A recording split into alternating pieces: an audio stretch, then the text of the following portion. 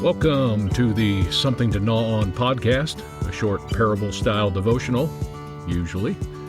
Right now we're doing a crash course through the Old Testament, designed to give you a basic understanding of how it's laid out, and hopefully pique your curiosity enough to take the initiative on your own to gnaw on Scripture and not be intimidated by such a big book.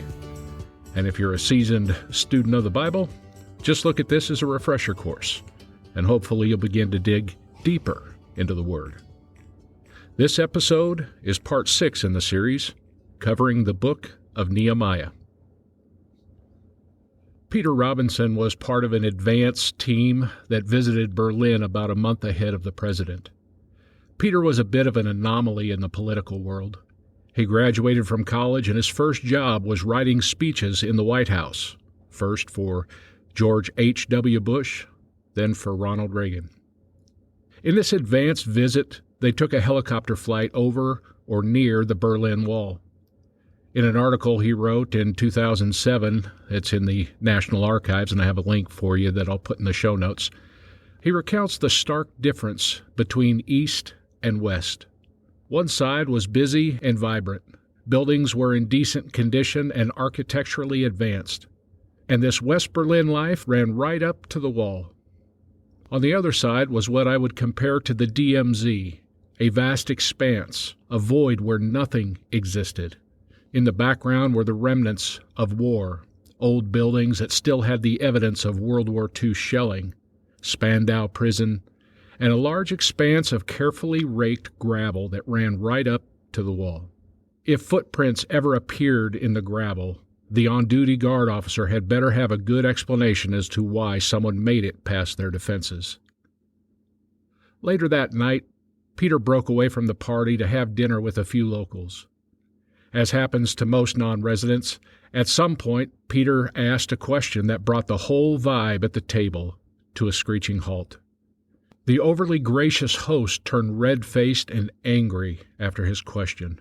His question was simply, "Have you gotten used to the wall?"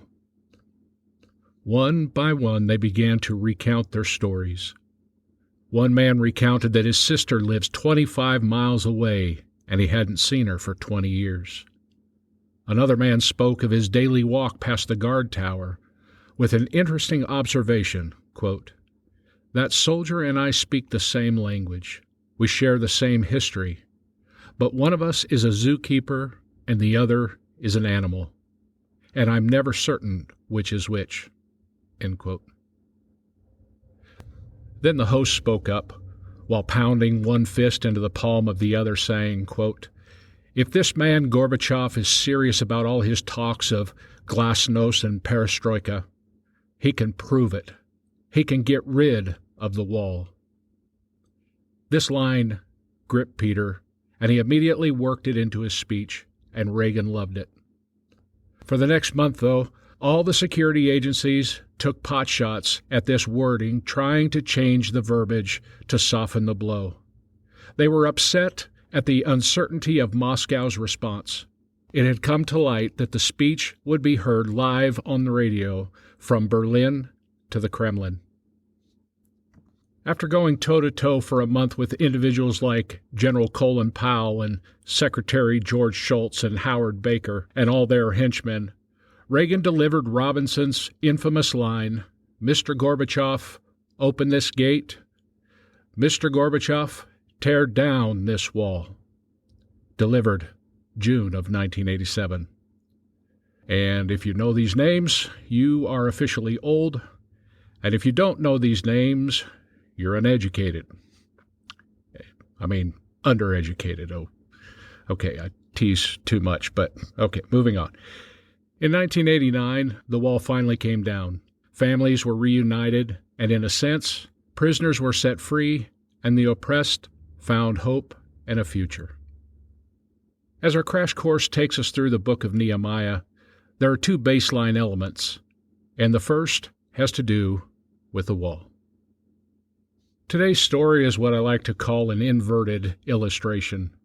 That is to say, it illustrates the ultimate point of restoration and protection of a people. But where the Berlin Wall had to come down to accomplish that, the building of the wall in Jerusalem had to happen to accomplish it there. A wall is good or bad based upon whether you're trying to keep people in or keep people out. So let's dive into some of the baseline factoids for this story. Again, we aren't hitting them all, or it wouldn't be a crash course, but hopefully it's enough to create a framework of understanding that will help things make a bit more sense when you get to digging into the Old Testament. Authorship is a bit of an interesting thing with this book. Even though the book is titled Nehemiah and its main character is Nehemiah, many scholars believe that this book is more of a compilation by Ezra. And I think this is important to point out because the first part of the book is written in the first person by Nehemiah. And as you move through the book references, it moves into the third person. And if you've ever had a friend talk about themselves in the third person, it can get a bit weird. My daughter did that once when she was 6, and it was a bit weird. Cooper's getting hungry. Cooper would like some food. Cooper wants to watch a movie. Gets old and weird real quick. Anyhow, just an observation and an encouragement to not get hung up on the moving in the book from first person to third person. The main character in this book is Nehemiah, and he is a Jew serving King Artaxerxes in Susa, which is the same town and palace as the events of Esther. While it's tempting to dismiss the title cupbearer as the poor sucker who gets to die if someone tries to poison the king, it really was a highly distinguished role with much responsibility and honor. He is a key component to the king's cabinet. The events of Nehemiah begin nearly 160 years after the Jews were initially taken into exile. These events take place nearly 90 years after the first wave of exiles returns to Jerusalem. These events take place nearly 70 years after the temple had been completed under Zerubbabel. These events take place approximately 28 years after the events of Esther. And if you haven't heard last week's episode, you need to get that done before moving on from here. And lastly, in this line of thinking, in this chronology, if you will, Nehemiah takes place about 12 years after Ezra's arrival in Jerusalem. So, just another observation about Nehemiah. In the first chapter, he grieves over the news that the walls are in such disrepair that they serve no functional use, and God's people are overrun and abused by their neighboring countries. It's interesting to me that he grieves for a city he knows nothing of, at least firsthand. It would appear that he had a solid familial legacy and a cultural heritage for understanding, but he has no firsthand knowledge of being in Jerusalem. He has a Jeremiah 29 promise, but it's being dashed, as so often happens, by the reality of the moment. His grief or depression over the matter catches the king's eye. They have a conversation, and the king not only agrees to give him an extended leave of absence, but to fully fund the operation to rebuild the walls around Jerusalem. In the same way that neighboring people groups opposed the building of the temple under Zerubbabel, Nehemiah is opposed almost immediately upon arrival by 3 ringleaders my dad used to refer to as Sandblast, Too Bad, and Gotcha. At one point in time, Sandblast enlists a group of people we've already talked about, the Samaritans. And we'll come back to these guys a little bit later because this isn't just a one-time thing. They're bent on the destruction of Israel and continually pick away at the leadership of Nehemiah, even beyond building the wall, which, by the way, due to Nehemiah's leadership and the blessing of the Lord, they accomplish within 52 days. But quickly, the activities of Sandblast, Too Bad, and Gotcha are a murder plot, plans to create a false scandal, and plenty of underhanded dealings with the Jews. If anyone listening in is looking for some good reading on leadership, the book of Nehemiah and the book of Joshua should be on top of the list. Keep in mind that as the king's cupbearer, he had most likely seen some top-shelf manipulation and politically underhanded dealings while he had served King Artaxerxes in Susa. I can't say for sure, but I have a hard time believing that he didn't see the type of behavior that Sandblast, Too Bad, and Gotcha bring to the table in Jerusalem. So we began with the Brandenburg Gate speech about tearing down a wall for the well-being of the people. In Nehemiah 6:15 and 16, look at the effect of building the wall around Jerusalem for the well-being of the people. Quote, "So on the 25th of Elul," I have no idea if I'm pronouncing that month correctly, but moving on. "On the 25th of that month, the wall was finished, just 52 days after we had begun. When our enemies and the surrounding nations heard about it, they were frightened and humiliated. They realized that this work had been done with the help of our God." Okay, let's call this the mid-roll break. The second part will be up shortly, and as always, feel free to take a break, press pause, and come back later, or simply plow on through. Wanted to take a minute and just say that last week was a bit of a whirlwind, with opening the store online, Thanksgiving, Black Friday, Cyber Monday, and all that. I want to say thank you to those who've taken the time to either purchase a hoodie or make a contribution. Your support is vital to the expansion of this podcast, and it is much appreciated. Looking at the success of this last week, I'm just grateful for all that God has done and for your partnership with this podcast. The link to the store is in the show notes, or you can find more info on our Facebook page. Just search Something to Gnaw on Facebook. Lastly, if any of these podcast episodes have been a particular blessing to you, please take the time to give our podcast a 5-star rating and leave a review. It's just one more small thing that we can do to expand our reach. And be sure to subscribe to be notified of all episodes. And that's enough for now. Let's get back to the good stuff. At the beginning of the episode, I mentioned that Nehemiah had 2 basic themes to it. The building of the wall was the first, and the second has to do with the building of a community. And at the center of that community is the worship of the Lord and adherence to the law. At the beginning of our study on the books of Samuel, I made mention of the idea that there's always a king and a prophet or a priest in these stories. That's not to say they always got along, but you see this dual role of leadership where one is focused more on the spiritual welfare of the people than the other. But nonetheless, you can see this all the way through Samuel, Kings, and Chronicles.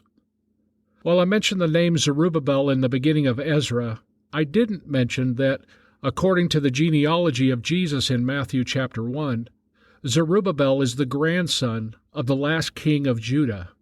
In essence, the messianic bloodline flowed right through him. So when Zerubbabel and Yeshua, the high priest, reach Jerusalem, they fulfill these roles. Now, he isn't listed as a king because they're still technically under the rule of the Persian Empire, so the term governor is best used. And when we get to the book of Nehemiah, the 1-2 punch is Nehemiah as governor and Ezra as the priest, and they work incredibly well together. After the wall goes up, the next thing that happens is a census in chapter 8. Next, we end up with the first megachurch event in Jerusalem, and it would fail the Americanized, seeker-sensitive church dynamics. They begin by confessing their sins and the sins of their ancestors. Then Ezra is standing on an elevated stage with an entourage of 13 priests, and the order of service is Ezra reading the book of the law, which results in a vast assembly raising their hands in worship, then bowing before the Lord with their faces towards the ground. This part of the service lasted 3 hours, and that's not the end of it. Then they confess some more and worship some more. For 3 more hours, this goes on. This service is wrapped up by a 31-verse prayer from Ezra, and the gist of it is focused on God and who He is and what He's done. Then the confession of what they and their ancestors have done. and it ends with the people signing a pledge to follow the Lord and His law, and there's no praying for new cars or jobs or new clothes or anything like that. It resembles the episode I did on worship. It had a funny title, but a serious message about this very thing in worship, where it's all about God and not about us. There's no use of the words I, me, or my. And if you're interested in checking out that episode, the title on it is Father Abraham Had 7 Smurfs.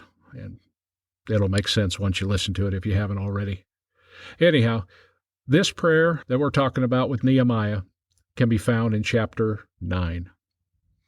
There is an acknowledgement in this prayer that their forefathers had failed to follow the law. Let me just read it real quick. Verse 34, quote, Our kings, our princes, our priests, and our fathers have not kept your law or paid attention to your commandments and your warnings which you have given them. End quote. And it goes on to say in verse 35 that they, quote, did not serve you or turn from their wicked deeds. End quote. It's noteworthy here that as a spiritual leader, Ezra's prayer leads to a commitment by the people to follow the Lord and His law. But this isn't the first time this has happened. In Ezra chapter 9, not to be confused with this prayer in Nehemiah chapter 9, in Ezra 9, the priest makes the same kind of prayer that focuses on God and what He has done, both in terms of blessing and judgment. This is followed by a confession of sin, the sin of the ancestors of the people living in Jerusalem at the time, and the prayer is closed with a call to action whereby the people of Israel make a pledge to repent for their sins. I don't have time to get in depth in this right now, but in a few weeks we'll talk about the book of Daniel in the section of the Old Testament called the Major Prophets. And you'll find that he prays this same kind of prayer. You can find it in Daniel 9. And his prayer is answered in dramatic fashion immediately. I began with Ronald Reagan's quote from the Brandenburg Gate speech. And bear with me while I revisit another quote. This is from his inauguration in 1967 as he was taking the office of governor in California. And let me say that when he uses the word miracle here, he's referring to the freedom we as Americans enjoy. Quote, Perhaps you and I have lived too long with this miracle to properly be appreciative. Freedom is a fragile thing, and it is never more than one generation away from extinction. It is not ours by way of inheritance. It must be fought for and defended constantly by each generation. For it comes only once to a people, and those in world history who have known freedom and then lost it have never known it again.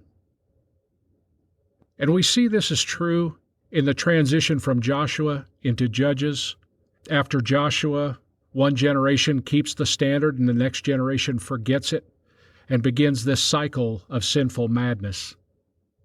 I would love to know how this biblical cycle, starting in Judges and moving its way through Kings and the exile, I wonder if that cycle of living in blessing, then living in sin, then living in consequence, then crying out to God to be set free, I wonder if that had any impact on Reagan making the statement that freedom is never more than a generation away from extinction. And what you have in the book of Nehemiah, especially as the book wraps up in chapter 13, is two leaders in Ezra and Nehemiah who are intensely focused on what it takes to pass a legacy and are determined to follow the Lord and His law. Throughout the book, these two go to some pretty extreme length to keep the Israelites on the straight and narrow. There are plenty of stories in Ezra, and I'll let you read up in chapter 13 about Nehemiah's exploits. But I will tell you that they are straight up violent in some cases, not to be malicious, but these two remember better than others what they left behind. These two are dialed in on a couple of things. They have a firm grasp of the consequences of not following the Lord and His law. They have a firm grasp on what it's like to live in slavery. They have a firm grasp on the cost of getting out of slavery in terms of time and energy and responsibility. And they have a firm understanding of God's promise to honor His word. So, to rip the beard out of a man that is negligent in his behavior is to expunge the sin from the camp. Certainly these guys knew of the sin of Achan, in which many people died because of one man's disobedience. As governor of the great state of Israel, Nehemiah takes judicial action on behalf of the nation, and with this and a couple more events, they keep Israel on the straight and narrow. As this book ends, it begins what are called the 400 silent years. And the next mention in Scripture of God speaking to Israel in the canon of Scripture is in the Gospels. And historically, it's sad to see, but while Ezra and Nehemiah passed the torch to the next generation, it is obviously dropped along the way. And it really begs the question, are we doomed to repeat this process in this same cycle? And I think the honest answer is it never has to be. Cycles can be broken, insomuch as we fail or succeed in passing the torch to our kids. There's an interesting metaphor in the history books that we can see in each of our lives. We were all born into sin, which had a consequence both earthly and eternal. Those consequences sometimes land us in things like an addiction or brokenness or hurt, or sometimes it's someone else's consequence resulting in our abuse. Think of the children between 0 and 13 who had to make the 900-mile trek to Babylon. What did they do? No matter how we get there, though, we find ourselves slaves, metaphorically speaking, in Babylon. And for us, living in the grace of God, we cry out and we are spiritually set free from the consequences of our sin, and a journey begins. And really, it's a combination of a journey and a battle. God takes us on a journey to get us where we need to be, and when we get there, and along the way for that matter, we find spiritual opposition, like the Samaritans, like sandblast, too bad and gotcha. And the temple, that place where the Israelites meet with God, becomes our heart, our relationship with God, and becomes the focal point of the attack. All kinds of people want to get in and defile that relationship, which is why it must be guarded. And as a result, walls need to be built, not to isolate or imprison, but to protect the most important thing. These are behaviors, places we frequent, friends we keep, what we entertain ourselves with, just to name a few things. We do this to protect our relationship with God from the outside things that would seek to destroy that relationship. And when that wall is built and we're protected from guys like Sandblast, Too Bad and Gotcha, and their attack from outside the wall, we now find that we have issues within ourselves that need to be dealt with. And we need people in our lives behind the wall, like Ezra or a Nehemiah, to keep us honest and moving in the right direction. And even though the wall is built, punks like Sandblast, Too Bad and Gotcha weaseled their way behind the wall to undermine what God was doing in the lives of His people. So there's a constant vigilance that must take place because complacency perpetuates the cycle. So practically speaking, what does this look like for us? Maybe it begins with asking some basic questions. What's my Babylon? Or what am I captive to? Has my temple been rebuilt, or is my relationship with God what it should be? Who are my enemies, or what are my enemies? Are they spiritual only? Or are there things in this world that are infringing on my relationship with God? Do you need to build walls to keep the good in and the bad out? Do you need new habits? Do you need new friends, new hobbies, or maybe a new job, among other things? Do you have people in your life that will help you keep on the straight and narrow? Do you have a Nehemiah or an Ezra? Do you have a pastor that unapologetically preaches the gospel? Do you even have a church? Are you going more than once a week? Are you looking for a place to serve? And lastly, in the spirit of this NAW initiative, are you getting into the Bible on your own 4 or more times per week? We need to learn from history. We need to learn from this cycle, and in the process, we've got to learn how to pass this on to our children. And not only learn how to pass it to our children, but to make sure that we teach them how to pass it on to their children. That added step is absolutely necessary. We have to be vigilant and intentional about this, both for our sake and for theirs. Well, ladies and gentlemen, that is the end of what I have for the books of history, and I promise you that there is much more for you to dig into. This is just a taste, a crash course through the books. I hope that this gives you enough of a framework to process what you read, and at the same time, that it piques your curiosity to get into the Word more for yourself. Next week, we'll start into the books of poetry. I'm not sure yet if we're going to hit them all in one setting or go one at a time, but till next week, God bless.